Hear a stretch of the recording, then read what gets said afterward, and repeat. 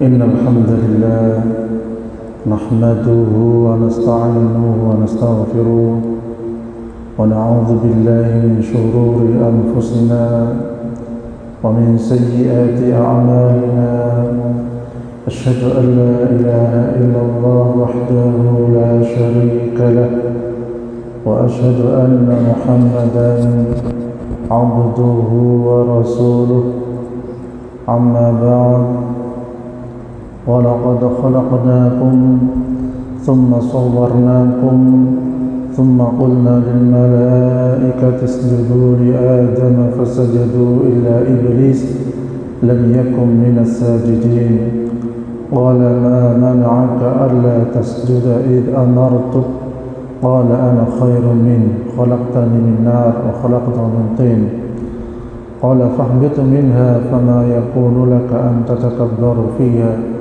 فاخرج إنك من الصاغرين أعوذ بكلمات الله التامة من كل شيطان وهامة ومن كل عين لامة.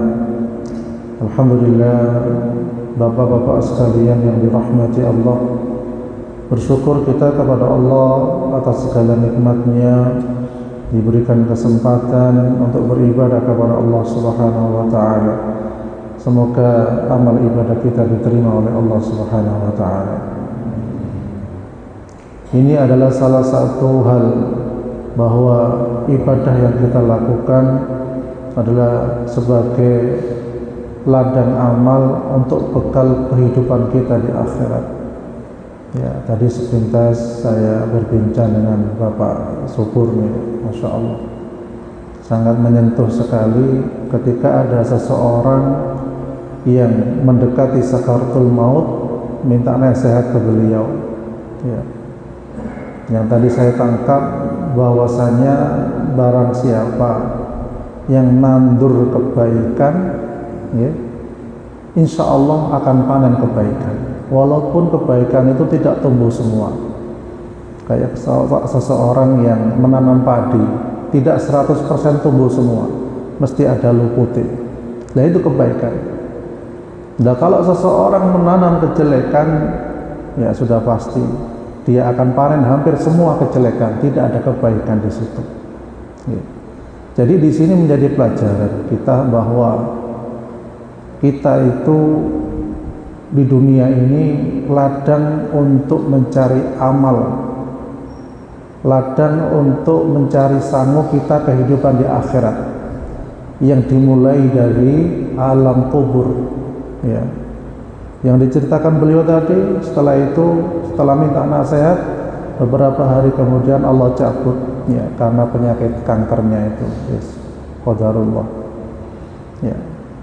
Tetapi yang jadi pertanyaan sekarang, ketika di alam kubur, apa yang bisa dinikmati? Ya. Niki wonten beberapa penerang alam kubur. Amalan agar alam kubur niku bisa terang. Napa mawon? Yang pertama, salat di awal waktu. Allah Subhanahu wa taala berfirman dalam surah Quran surah An-Nisa ayat 103, A'udzubillahi minasyaitonir rajim. Fa idza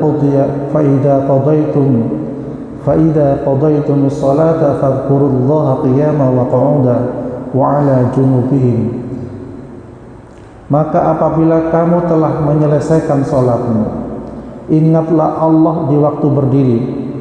Ya. Lanjutan artinya di waktu duduk dan di waktu berbaring. Kemudian apabila kamu telah merasa aman, maka dirikanlah salat itu sebagaimana biasa. Sesungguhnya salat itu adalah fardu yang ditentukan waktunya atas orang-orang beriman. Dari Abdullah bin Mas'ud radhiyallahu anhu berkata, aku bertanya kepada Nabi Muhammad sallallahu alaihi wasallam tentang amalan apakah yang paling disukai oleh Allah Ta'ala. Beliau menjawab, salat pada waktunya niki disukai Allah Ta'ala. Kemudian apa? Beliau menjawab, berbuat baik kepada kedua orang tua. Kemudian apa? Beliau menjawab, jihad fi sabilillah. Tiga amalan ini amalan yang berbobot. Salat niku bobote tinggi, sholat wajib lebih utama di masjid niku bobotnya tinggi, bobotnya besar. Ya, seakan-akan tidak ditergantikan dengan sholat sunnah yang lainnya. Karena sholat wajib itu pahalanya lebih tinggi, high class istilahnya. Ya. Jadi nggak bisa diganti dengan sholat sunnah. Oh, saya sholat sunnah 100 rakaat di rumah dengan sholat wajib di masjid. Lebih tinggi mana? Jelas lebih tinggi sholat wajib di masjid. Ya. Niki orang cerdas, mukmin yang cerdas bisa mendahulukan mana yang lebih utama dan mana setelah wajib itu dilakukan. Ada kisahnya, seseorang pemuda yang umur 30 tahun, ya. Niku baru dikubur, nembe dikubur. Ya. Setelah 3 jam harus dibongkar karena mau dicek, ya, mungkin perkara kriminal atau apa, otopsi. Ya. Kemudian apa yang terjadi? Ternyata ketika digali, ya, baru 3 jam dikubur, ketika digali yang terjadi adalah pemuda yang usia 30 tahun itu rambutnya berubah menjadi putih kayak orang usia 70 tahun. Kemudian mulutnya perot kayak habis bekas dipukul dan mengeluarkan darah. Dan matanya terbelalak kayak ketakutan dan mau copot. Niki nopo? Bapaknya menangis sedih sekali. Ketika ditanyakan kenapa anakmu kok bisa seperti ini, kata ngeten, kenapa? Ternyata dia sering meninggalkan sholat, bahkan boleh dikatakan tidak sholat. Jadi di alam kubur saja sudah dihajar dengan para malaikat karena meninggalkan sholat, lah apalagi di akhirat kelak, na'udzubillah min dzalik.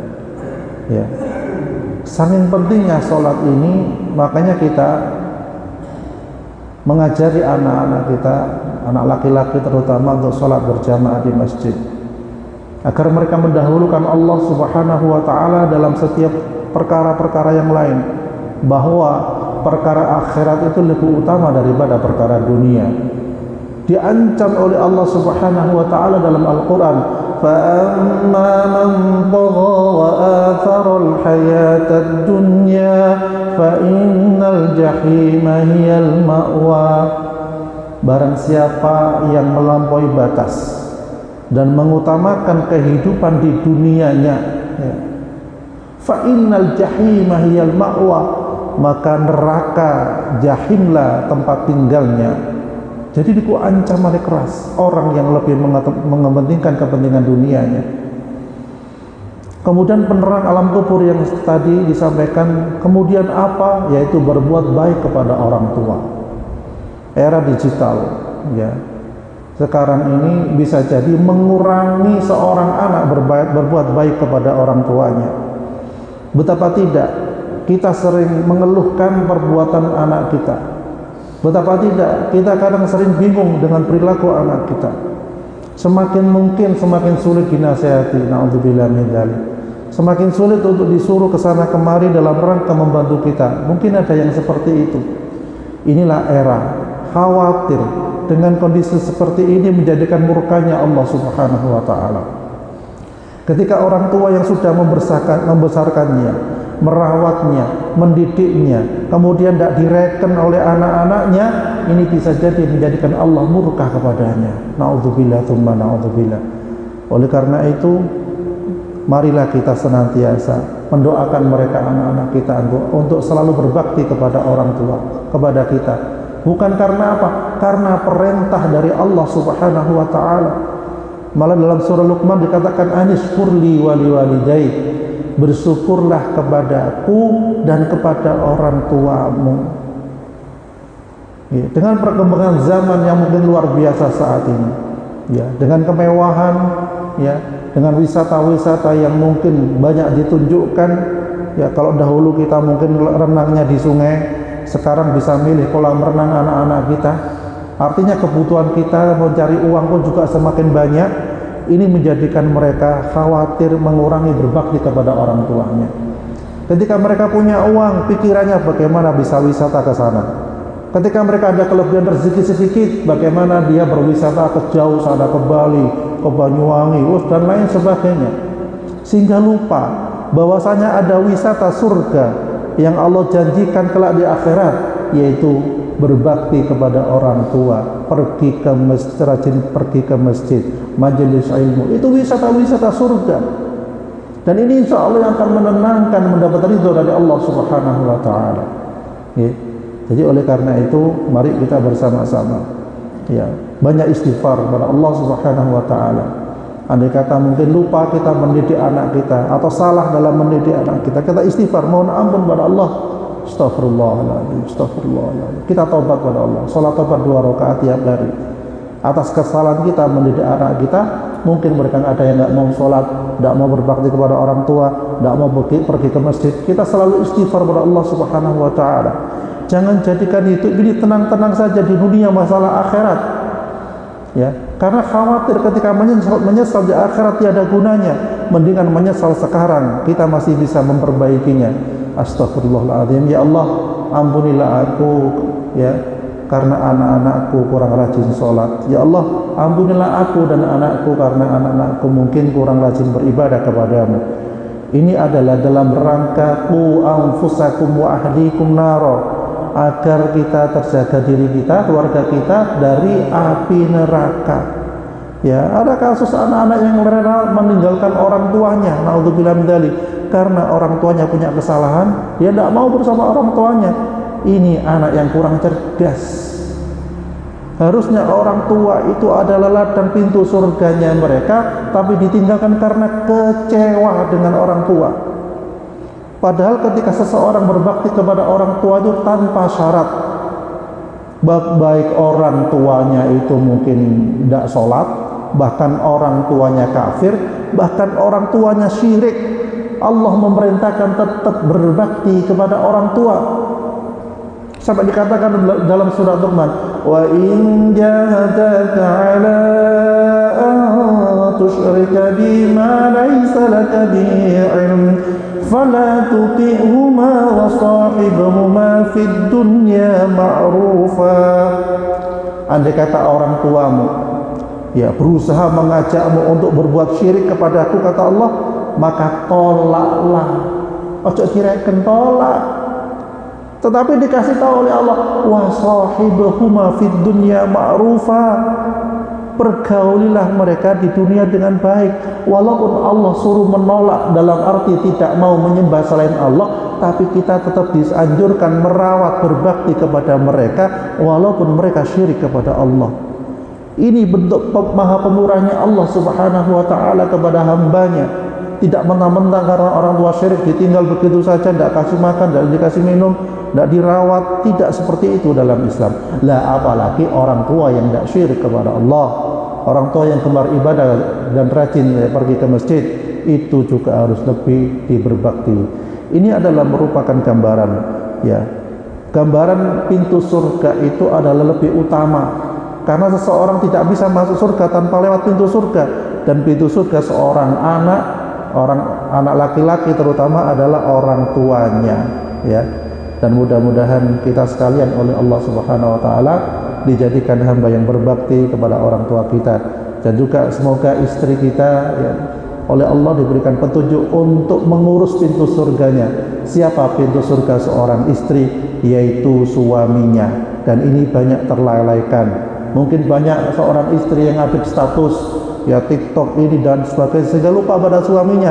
Ini pun juga khawatir Allah murka kepadanya. Ini khawatir menjadi salah satu bentuk durhaka seorang istri kepada suaminya. Oleh karena itu mudah-mudahan anak kita, keluarga kita, istri kita, keturunan kita menjadi ahli surganya Allah, surga Firdaus yang penuh dengan kenikmatan. Amin ya rabbal alamin. Kurang lebihnya mohon maaf. Subhanakallahumma bihamdik asyhadu an la ilaha illa anta astaghfiruka wa atubu ilaik. Assalamualaikum warahmatullahi wabarakatuh.